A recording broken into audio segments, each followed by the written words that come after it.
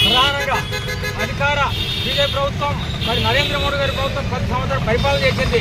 Corporate శక్తులు కొమ్ము కాస్తూ వారికి సంపద దోచిపెట్టి మన భారతదేశం అంటే రైతుల్ని, వ్యవసాయ కూలీల్ని, కార్మికుల్ని బానిసలుగా ఈరోజు చూసే విధంగా ఒక పరిపాలన హక్కు ఉంది. మరి ఈ యొక్క ప్రభుత్వ నరేంద్ర మోడీ ప్రభుత్వ పార్టీకి ఇటువంటి అధికార పార్టీ కావచ్చు, అదే వైసీపీ కావచ్చు, అందరూ మరి నరేంద్ర మోడీ మద్దతుదారులే. మరి ఈరోజు ఈ రైతులు కానీ, వ్యవసాయ కూలీలు కానీ, కార్మికులు కానీ మరి ఈరోజు మద్దతు ఇచ్చేది మరి ప్రజా పార్టీలు ప్రజాస్వామ్యం రక్షించే విధంగా అందరూ కలిసి చెప్పేసి ఖచ్చితంగా ఈరోజు మరి గ్రామాల్లో కూడా గ్రామీణ బంధు, అదేవిధంగా అన్ని బంధు ద్వారా మరి కేంద్ర ప్రభుత్వం అనుసరించిన ప్రజా వ్యతిరేక కార్మిక కర్షక విధానం వ్యతిరేకంగా ఈ సమ్మె కొనసాగుతుంది. భవిష్యత్తులో అధికార బీజేపీ పార్టీకి పతనం తప్పదు.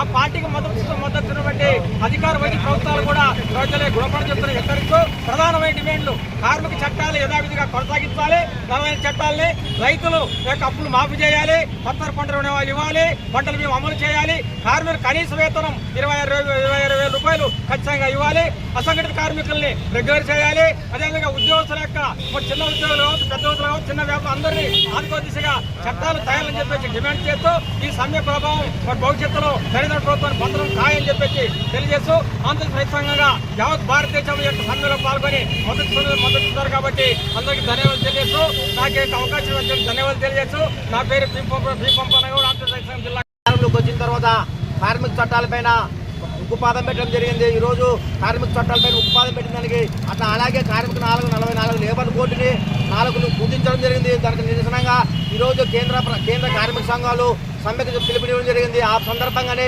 ఈరోజు వాజ్పేయి గారు చిత్రబాబు అంటే కార్మికులు ఉరితాడుగా వేసుకొని ఈరోజు కార్మికులు చంపే విధానంగా ప్రవర్తిస్తున్నాడు. అది తక్షణం మానుకోవాలా. కార్మికులు 44 లేబర్ చట్టాలు అట్లే ఉండాలా, అట్లే పనిగంట విధానాన్ని కూడా ఈరోజు కార్మికులు ఏ రాష్ట్రంలో ఆ రాష్ట్రం సంబంధించి మన రాష్ట్రంలో అయితే చంద్రబాబు నాయుడు గారు 10 గంటల పని విధానాన్ని ముందుకు తీసుకొస్తున్నాడు. అది వెనకనే ఉపసంహరించుకోవాలా. అలాగే కేంద్రంలోన 29 రాష్ట్రాల్లో ఏ రాష్ట్రం ఆ రాష్ట్రం సంబంధించింది ఆ రాష్ట్రం పరిధిలో కూడా చట్టాలు చాలా వివరంగా ఉంది. కార్మికులు కూడా 8 గంటల పని విధానం కాదు, 10 గంటల విధానము, 12 గంటల విధానం కొన్ని రాష్ట్రాలు అమలు చేస్తున్నవి. ఇది మహిళా కార్మికులు చాలా ప్రమాదం ఉంది. 8 గంటల పని విధానమైనా మామూలు పని భారం అయితే ఈరోజు కార్మికులు మహిళా కార్మికులు 10 గంటల పని విధానం ఎలాగ చేస్తారు? కార్మికులు చాలా ఇబ్బంది ఉంది. కేంద్ర ప్రభుత్వం తక్షణమే కార్మిక చట్టాలు అట్లా 44 చట్టాలు అలాగే ఉండాలా. 10 గంటల పని విధానాన్ని 12 గంటల పని విధానం ఉపసంహరించుకోవాలా. 8 గంటల పని విధానమే ఉండాలా. అలాగే సుప్రీంకోర్టు కూడా కనీసం 26,000 తీర్పిచ్చింది. అలాగే ఈరోజు ప్రభుత్వ రంగంలో పనిచేసిన ప్రతి కార్మికునికి సుప్రీంకోర్టు 26,000 ఇవ్వాలని డిమాండ్ ఉంది కదా. ఆ డిమాండ్ కూడా కంపల్సరీ నెరవేర్చాలని ఆలోచన సమ్మెకు సంబంధించి దృష్టి పెట్టుకొని అలాగే సమ్మె విషయం గురించి కార్మికులు 44 చట్టాలు 10 గంటల విధానం ఉపసంహరించుకొని పెద్ద ఎత్తున ఇదే కానీ ఉద్యమం చేస్తున్న నా పేరు ప్రసాద్, ఐఎఫ్టీ జిల్లా అధ్యక్షులు. మరి సమ్మె నిర్వహించడం జరుగుతున్నది. దీనికి ముఖ్య ఉద్దేశం కేంద్ర ప్రభుత్వం 10 గంటల విధానాన్ని పెంచుతూ కనీస వేతనం 26,000 ఇచ్చేందుకు ముందుకు రాకపోవడం, మహిళలు కూడా రాత్రి వేళల్లో 10 గంటలు పనిచేయాలని మరి చేప కింది నీరులాగా 3వసారి అధికారంలోకి వచ్చినట్టు బీజేపీ ప్రభుత్వం, అదేవిధంగా రాష్ట్రంలో ఉన్నటువంటి కూటమి ప్రభుత్వం కార్మికుల హక్కులు కాలు రాసే విధంగా కార్మికులు సాధించుకున్నటువంటి